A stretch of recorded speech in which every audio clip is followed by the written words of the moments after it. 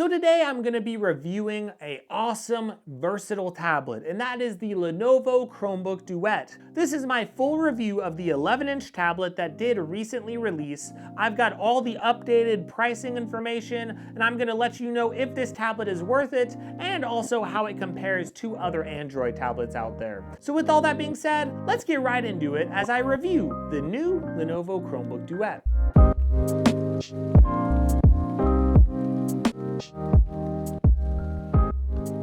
So this Lenovo Chromebook Duet, I do think it's a great device, and I've really been impressed with it over time. And I'm not impressed with it because it has the best display at its price point, or because it has the best performance at its price point. But I'm really impressed just because it's a little bit of an all-in-one device that really can do everything that you're wanting in a tablet. It has 10 years of Chrome OS updates, at least 10 years from when the device released. You're also getting a device that comes with a keyboard. It comes with a kickstand as well. And most of the models that I'm seeing, they are coming with the stylus in the box. So to get that and to get a really nice updated modern design on this new keyboard cover, I really do like this Chromebook Duet, but there are still some compromises out there on it that we need to talk about. And also, I think there's a lot of people that are looking for a very high-end Chrome OS tablet, and those people need to drop their expectations because this is not that. But it's still really good, and it's really worth buying for the right price. So let's talk about pricing, because recently it did release and we are seeing a $350 model that has 64 gigs of storage and 4 gigabytes of RAM. That is on Lenovo's website. I'm gonna have all the links in the description here. We also have a model that retails at $380, and I'm seeing that model at Best Buy. That also has 4 gigs of RAM, but it does have 128 gigs of storage. Does it have a stylus? I'm gonna have to look into that, but you're basically paying $20 more to get it from Best Buy and just to get a little more storage. But if you pay a little more money, that's when you get the best deal in my opinion, because for $399, you will get the model with 8 gigs of RAM, it also has 128 gigs of storage, and it also does come with the stylus in the box. This device does work with USI 2.0 styluses. You don't have to use this one. If you want to buy another one, they are a little bit cheaper than Apple Pencils or Samsung S Pens. But I would say the 8 gigabytes of RAM is going to be pretty important for people who want to do a lot of multitasking on their device. So I would recommend spending that extra 50 bucks, if there aren't any sales going on, that is. If you see the 4 gig version for 100 bucks cheaper or more, maybe it's worth pulling the trigger on for you. But I do think a lot of people should just play it safe, get the version with 8 gigs of RAM, and it is nice that the stylus does come in the box as well. But the one thing we have to think about, because I know a lot of people are going to say that's just too expensive, but you have to remember that sales are going to be coming to this device. Lenovo drops laptops on sales all of the time, but we also have to remember that this device does come with a keyboard. So unlike a lot of tablets out there like the Tab S9 FE, this comes with a keyboard that I would say is probably $100 in value. Now it does not have backlighting, but outside of that, it's gonna actually feel very sturdy. It doesn't really seem to bend much here at the bottom of the keyboard. And the touchpad, it's not great, it's not haptic or anything. It's okay, but I'm very impressed with the travel on the keys, at least for a small keyboard cover like this. So of course, if you're fitting a keyboard on an 11-inch screen, you should expect the keyboard to be a little more crammed. And this keyboard is a little more crammed, but still I do think it's a lot better than some other keyboard covers that you're gonna find on 11-inch tablets. I do think the spacing is more than enough to get some good work done. Sure, if you're gonna do work all the time on your tablet, if keyboard comfort is of the most essence to you, you might just wanna buy a regular Chromebook anyway. But if you are looking for something a little more versatile, something to bring with you on the go, and you still wanna get productive sometimes, this is definitely going to be a great option. It does have a nice leather feel on the back of it, and I really like how if there's a smudge on this, I could really just wipe it down carefully, and most of the smudges seem to just go away. So the material, it does feel very nice. I do think it feels very premium. And if you look at the other part of the case, the kickstand that's actually on the tablet,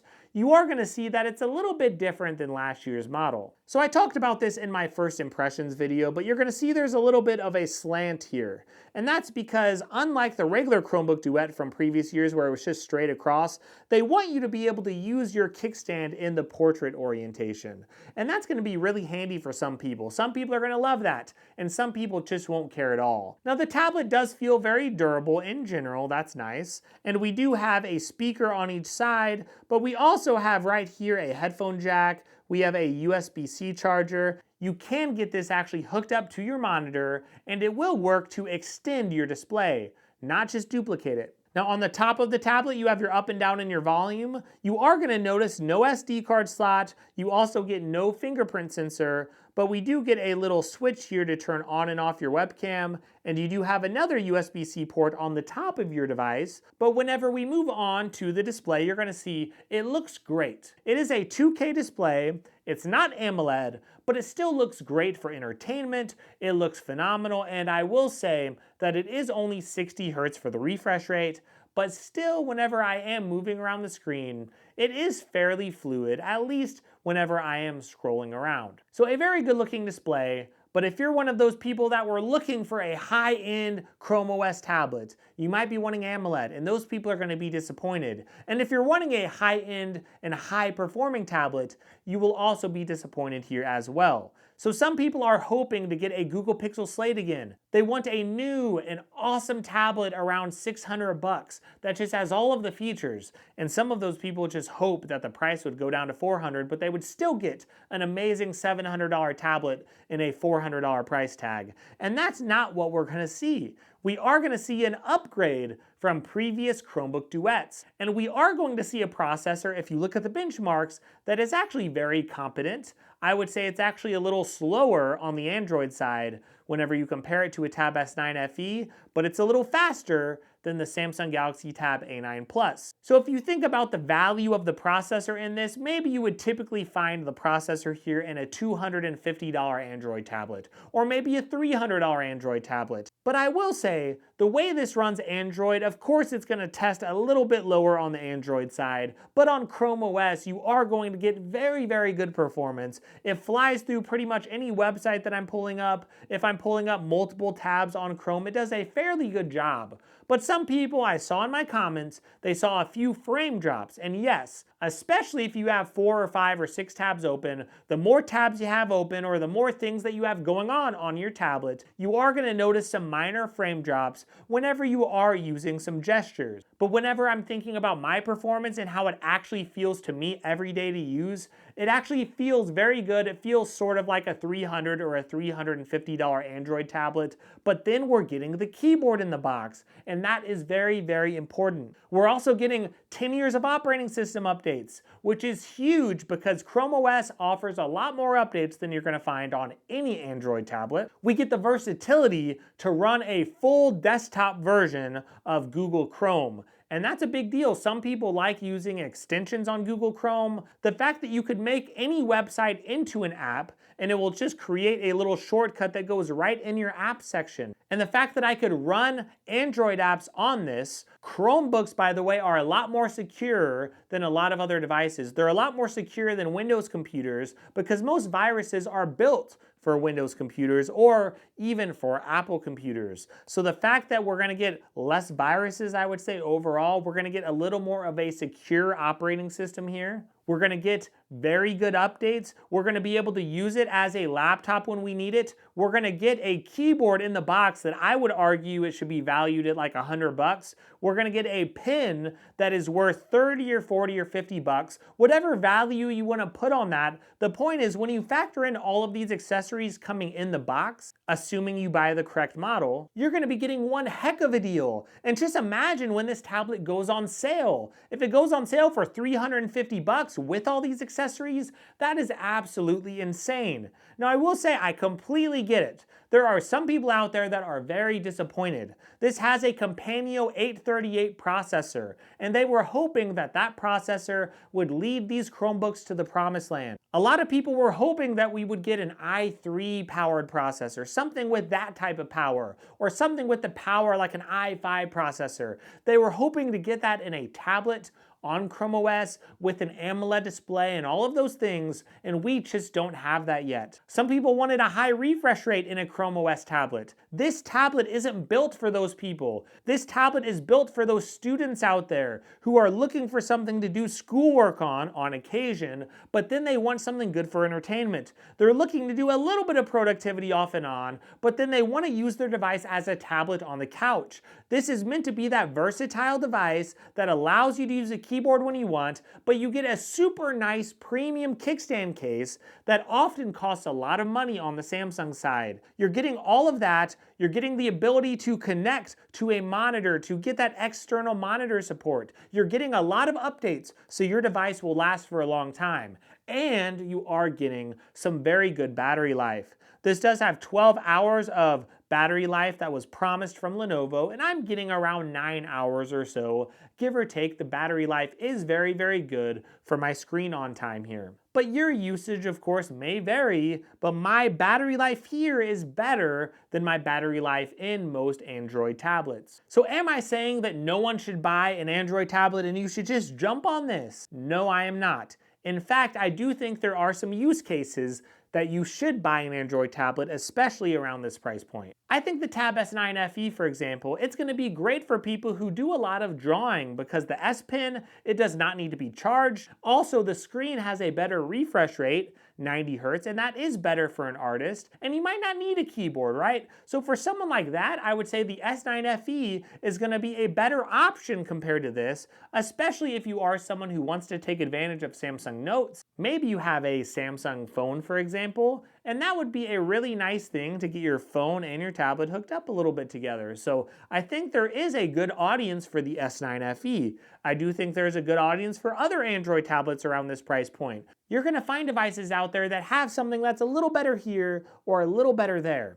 But something like the Tab S9 FE, it cannot connect to a monitor. Something like the S9 FE, it's not going to come with a keyboard. Something like the Lenovo P11 Pro Gen 2, most of the time it's not going to come with a keyboard. But realistically, we have to factor in the 10 years of updates as well, because that is a huge selling point when the Lenovo P11 Pro Gen 2, it is not going to get a lot of updates at all. You see what I mean? You see how whenever we compare this to a lot of other devices out there, it might not be the fastest, it might not have everything that these other devices have, it doesn't have a 90 Hz refresh rate, and yeah, it might be a little slower than some tablets around this price point, but it's going to have so many extra things with this and with this case that I love. The Stylus, some devices don't come with the Stylus, for example, so I factor all those things in. I think this is a very versatile device for some students out there who want to do a little bit of productivity and a little bit of relaxation. This is a great tablet to give to your kids. A lot of kids out there are used to Chrome OS devices, and this is a great device to get them into a fun tablet that can play their games.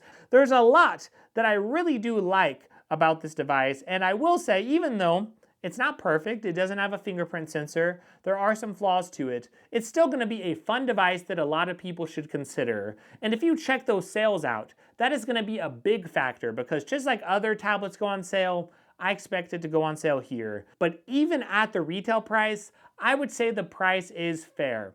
We are getting a nice jump up from previous Chromebook Duets. We are getting a nice jump up in the benchmarks and in performance and in a real world scenario with my actual usage. Even though there are a few occasional frame drops, I'm really enjoying the performance here. The display is absolutely great. And even the little cameras here.